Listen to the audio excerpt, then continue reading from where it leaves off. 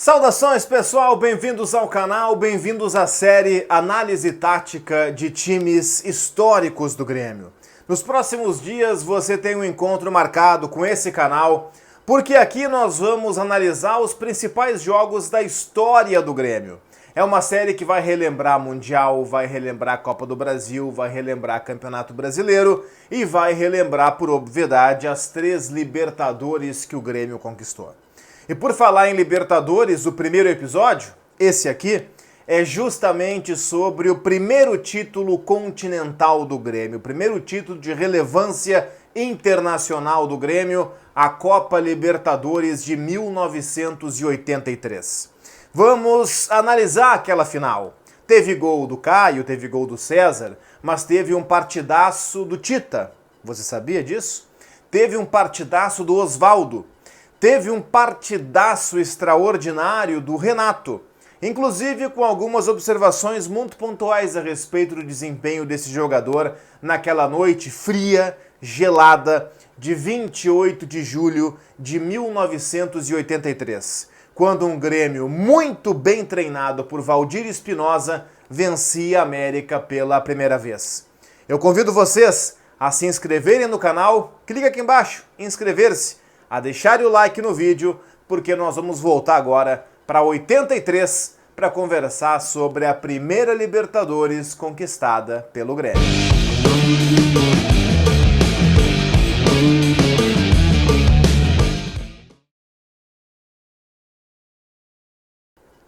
E eu começo sempre nessa série com a análise dos times. Vamos relembrar o Grêmio, vamos relembrar o Peñarol, que era um timaço, era o atual campeão do mundo, afinal de contas. Mas mesmo o campeão mundial Peñarol não foi páreo para esse Grêmio aqui.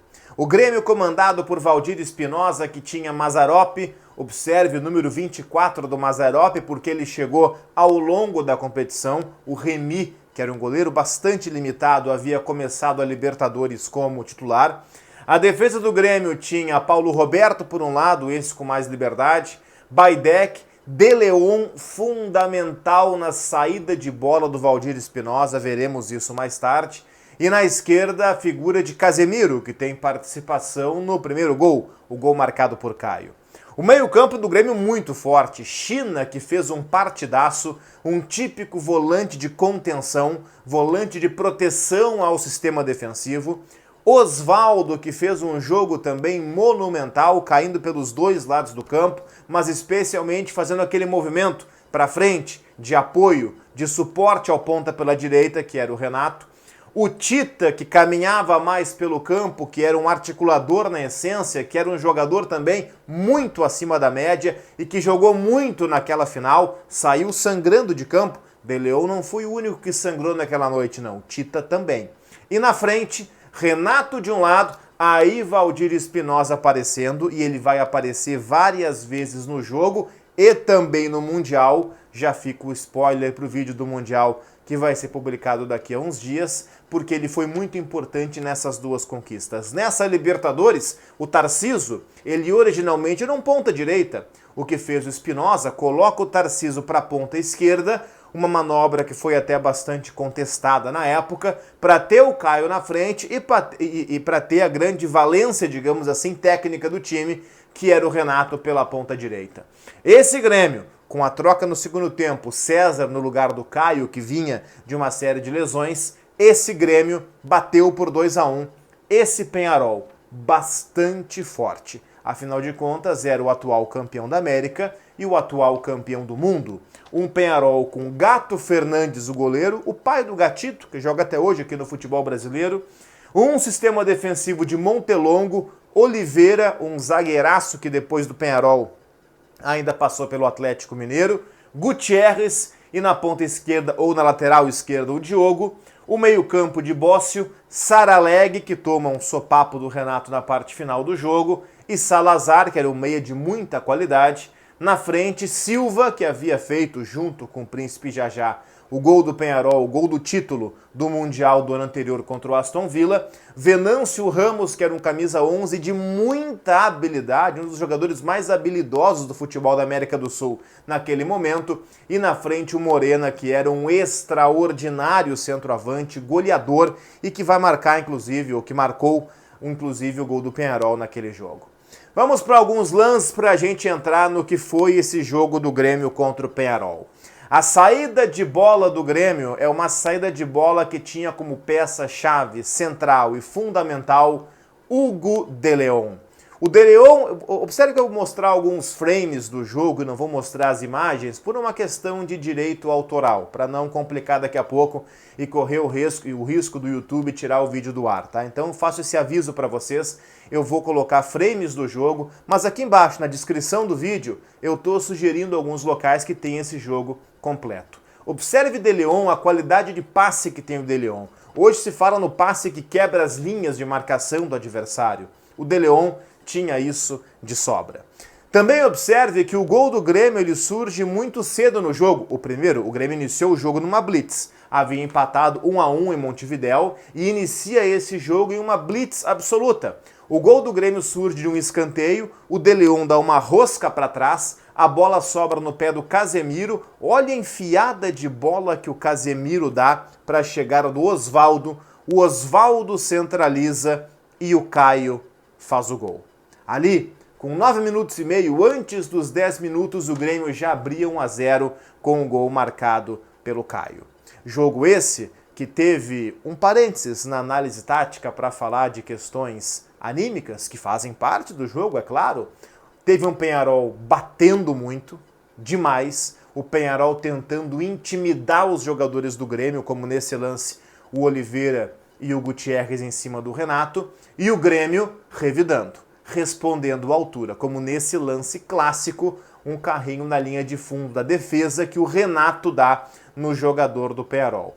Tinha isso, e muito, fazia parte do jogo, esse é o estereótipo histórico da Copa Libertadores da América. Fecha parênteses, voltemos à análise tática. Observe um padrão dos times do Grêmio do Valdir Espinosa. Blitz no pivô.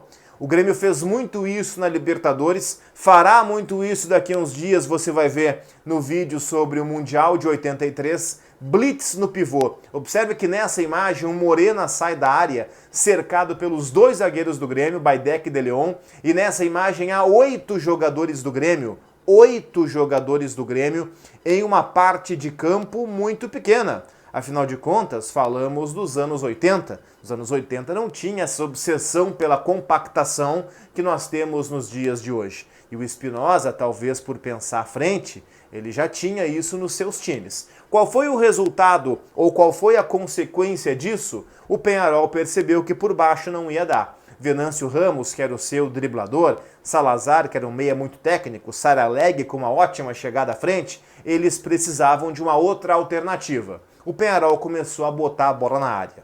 Não havia acompanhamento tão preciso de scouts naquela época, mas sem dúvida o Peñarol cruzou mais de 30, 40 bolas para a área do Grêmio. Foi um número assim absurdo, porque o Peñarol não conseguia, pelo chão, até esse momento, assustar o gol do Mazzaropi. E o gol de empate foi justamente assim. Numa falta lateral cometida pelo Tarciso, o cruzamento para o gol marcado pelo Morena, o gol de empate do Peñarol.